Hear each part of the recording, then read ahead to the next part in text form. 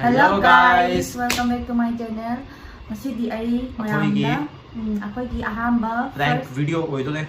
Ahamba prank video ne.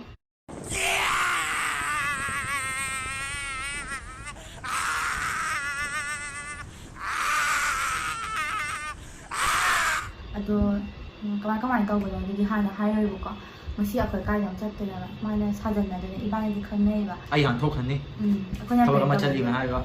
Nanawdane Pravina khoirakti da prank tawbako. Aiga ma sina koi bu chau sa be thok chana du mana thabak cha ina la cha an ga tumina bi nam halake ba. Ai follow to nam do. Aduga hore didi namaka yin khala cha hana wai thoi dinu ma na cha. Chume. Adu hore yam nok ning bo oi doi ne. Adu ma am just for him bi ko. Adu ma'am ai asi moi thok phang ma pa da jau de. Moi auto pha du ma pham do. Ai au da ngai le moi thok ma tam da video nam ge. Adu ngai du ma'am jeng le video se loi pho. Ma'am moi demo moi thore. Moi asi auto tung chat to de. Ai na follow tau du me moi se muk. Moi se auto phang gi sno. Ai muk moi follow tau du me. Moi khangan da vida tumin na. Udale.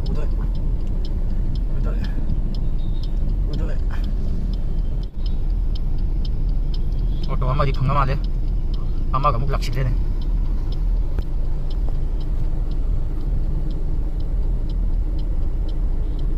Moi bari sana di chat ni nga.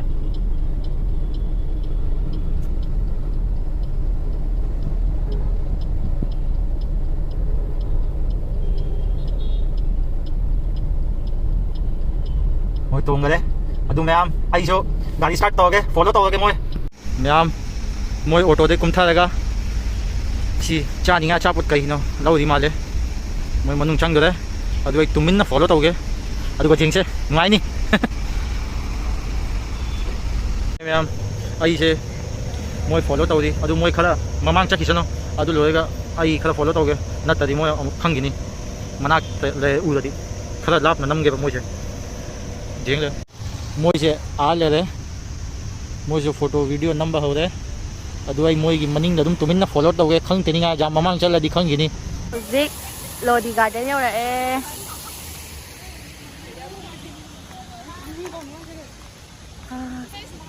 कबूतर ma'am wow यार पूरा इसी पूरा पानी से use है दिया हम आंदा अच्छा वो फ्रेश हो जाओ मानता जैसा है ना ग्रीन ऊपर से नाम Indira moi ja le follow tau ja da dai tumin na khala lap na le ga video namak ka jingan ge myam da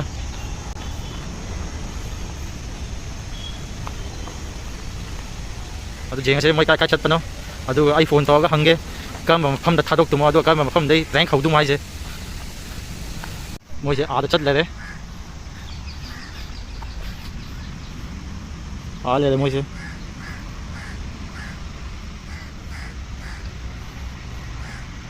moi kha mamang chaki sano adu lo ga ai amu ko follow tau ge adu ga jingan bi ge myam da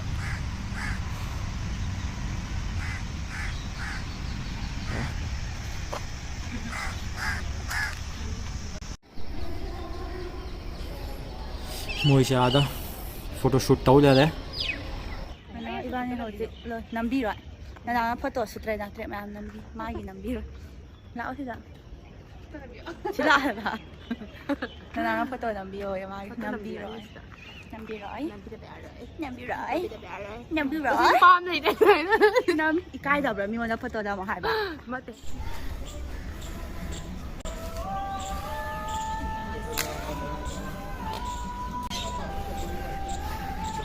ma'am मादो slow motion नम नि हान चेल लगा थादो घर माले म सुन the chain गरे ए थिगो आई थिगो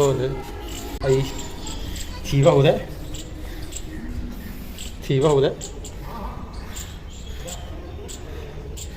थिदी से जो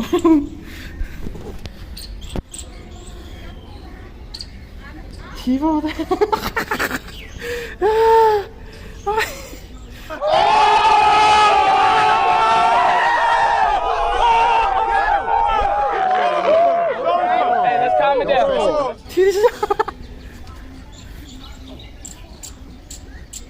Kaya chali si Mao.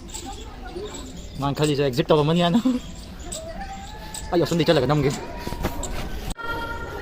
Sila mai thile de. Ko yeng yeng mai je.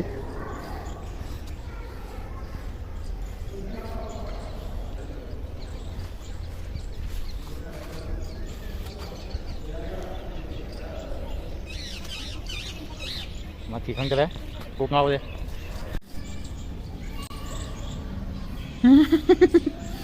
Ngau de ma phone jo pai te. Phone जो पाई ते कमायो कना तो फोन तो हंग दूँ अभी मजा आएगा ना भिड़ो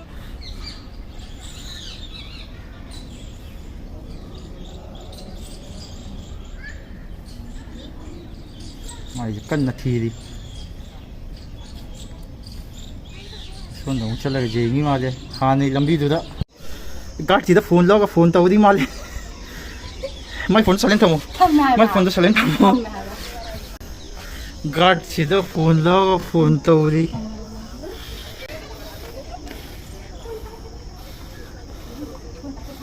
पैकेट नो फोन पैकेट नो गार्ड सीधी फोन लो गार्ड ना सुन चक्कर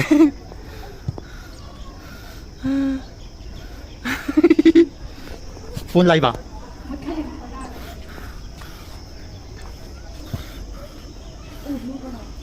उधर उधर उधर साइलेंट थमो फोन दो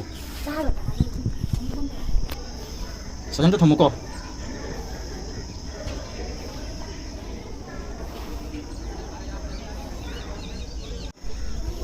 माई जे वाद न चक्कर माले आदा फोटो फफम चली माले माई एग्जिट तौरी माले अदु म्याम अखोई आई ताना गेम त फॉलो तौगे मा का चक मथिंग बि मांग दना मु अखोई बेबी ज नम ले रे मा चक्कर बा आदा आ जो गरे ए उ ना को मनी चट ले रे मा चट ले रे आई हां चके नंग गाड़ी में ना जाओगे डायरेक्ट नंग आई गाड़ी में ना जाओगे को आई तना के पविना से नत्तदी अमुक असेंग बई मांगी दना अमुक प्रैंक गॉन दोंग तानी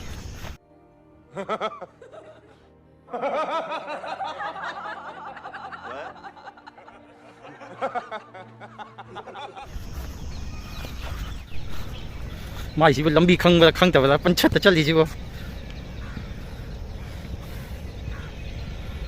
माई से आलाप न चखरे उगी तदेन है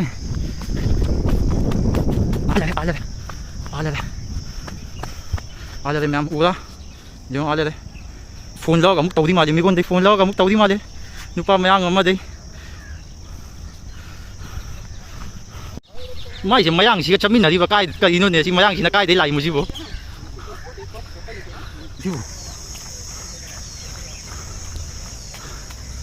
खंगना तबदा अय्या खंगना मी मा थेंगना माले माई जा Wait a minute. Who are you?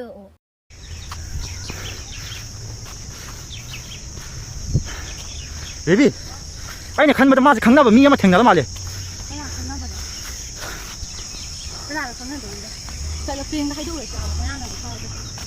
अदुने prank gone Jong nine तागिनी Amu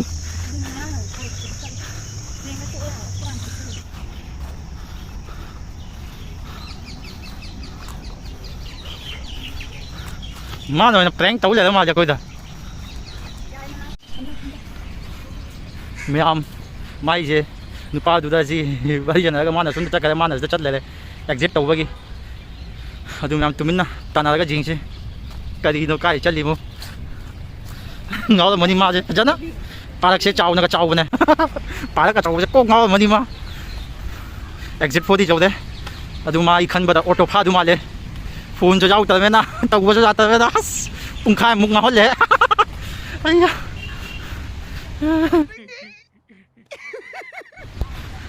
jing se myam ma kari dau no tu ala auto da thằng ma auto driver thằng ma se câu nói là chắc khá đi baby chalo खाऊं दो चलो तरी झूम जाओ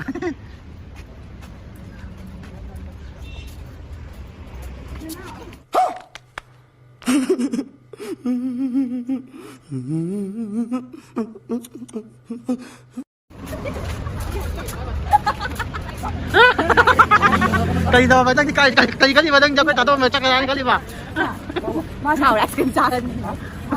cây đâu mà cây đâu mà ấy à cấp gì mà tao không có ấy à masuk tuh semua 빨리 들어가 얘 소리니. Gak mau mahal lah mau masih jangan nama dong tadi ah mana sudah prank tau kan